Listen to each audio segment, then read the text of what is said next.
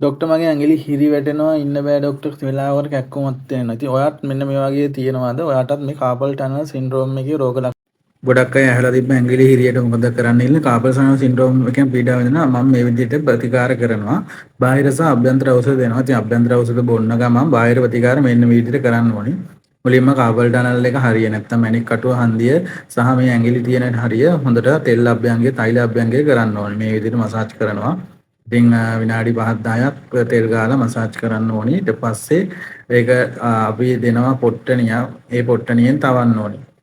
ඖෂධීය පොට්ටනියකින් මේ හරිය තවන්න.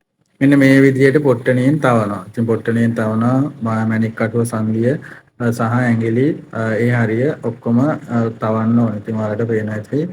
ඊට පස්සේ අපි ඒකට අදාළව පත්තුවක් තියෙනවා. ඒ පත්තුව මැණික් කටුව සංදියට දානවා. ඒකකින් ඒ විදිහට දාලා අපි ප්‍රතිකාර කරනවා. ඉතින් මේ විදිහට ප්‍රතිකාර ලබා ගන්න අපව සම්බන්ධ කරගන්න ඔයාට